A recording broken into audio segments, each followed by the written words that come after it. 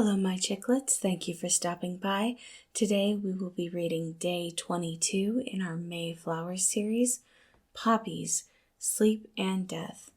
As always, information will be in the description, and please do read it for a content warning.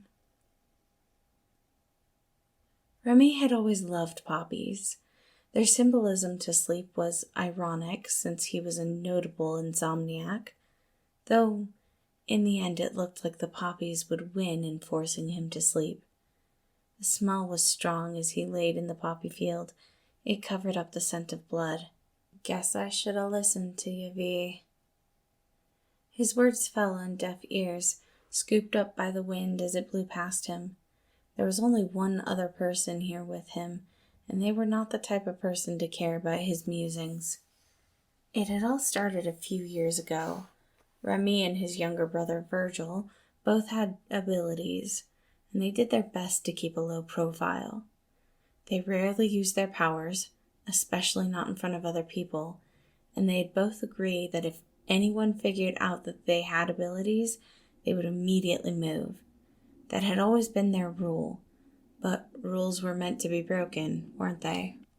Virgil had found himself a little ball of sunshine that went by the name of Patton. He was sweet and kind, and the two of them together was disgustingly cute. Remy was happy to see his brother finally find somebody he wanted to be closer to. He didn't want to get in the way of their relationship. That was why, when Virgil had a panic attack in front of Patton and literally disappeared, he had decided a conversation was better than just abandoning the city. He would never admit it out loud, but he wanted his brother to be happy, and Patton did make Virgil happy.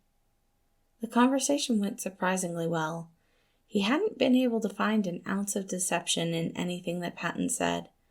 It seemed like he truly cared for Virgil, just as much as Virgil cared for him. So, Remy broke his one rule, and it was great, until it wasn't. They were, apparently, not the only ones in the city who had powers. Unfortunately for them, one of those people decided to choose violence. Patton had been at the bank just doing normal business things when he got caught in the crossfire of a power-hungry gifted trying to make some quick cash. Thankfully, he wasn't hurt, but Virgil had a mean protective streak, and the moment he heard that Patton had almost gotten hurt, Remy knew where this would end. Virgil started to fight crime.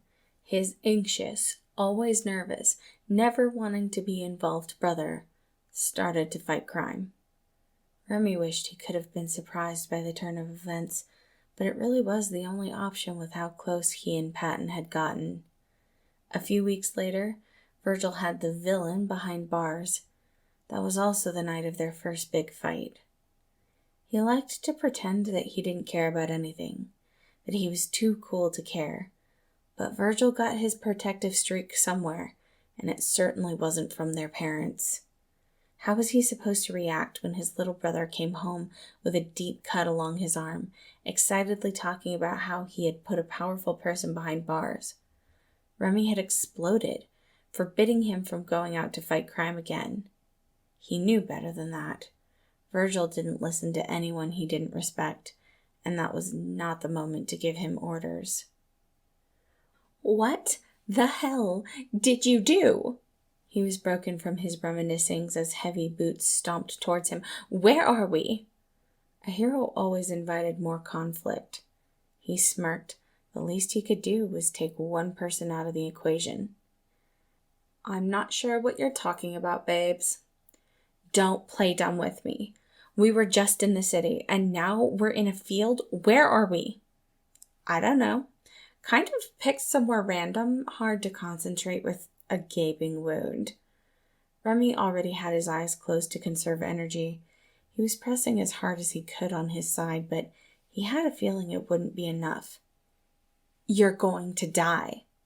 "Probs." "Are you just gonna let it happen?" "You tried to kill my brother. What'd you expect?" How was I supposed to know that flighty, anxious little menace had a sibling? Remy made a non-committal sound. Maybe next time be a better villain? Not that I think you'll have a chance. Virgil had been doing good for the city for the past 2 years. Remy had watched him blossom into his personality. He and Patton were now engaged, and V had saved so many lives. Hopefully, with one less villain, he could save a bunch more. Take us back. You'll be able to get help. I don't want to die out here. Nah. What about your brother? He has friends now. I don't need to babysit him. That was right. With Patton, Virgil had met Janice, Logan, Roman, Remus, and so many others.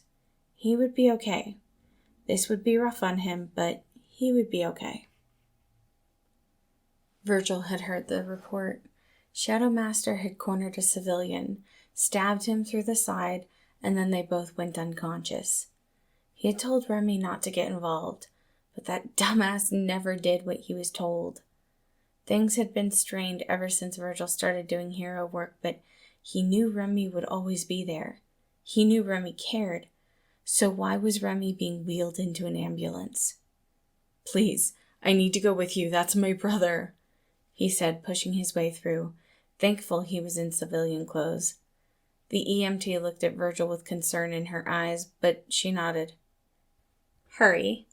She finished loading his brother's body in, and he could feel himself pale. Get him to the nearest hospital, and fast. He's lost a lot of blood. What was he doing, going into the dreamscape when he was so weak? He's dropping. Remy, you can't do this to me, he whispered, reaching for his brother's hand. Please. Shadow Master was also unconscious, and Virgil was probably the only one who realized that anyone trapped in the dreamscape with his brother probably wouldn't wake up. Don't do this, Remy. I can protect myself. Please, just fight a little longer. Remy didn't want to fight with the villain anymore. It was easy to just tune out. He was so tired. Thank you for stopping by. Again, this was day 22 in our Mayflower series, Poppies, Sleep and Death. I hope you all have a wonderful day.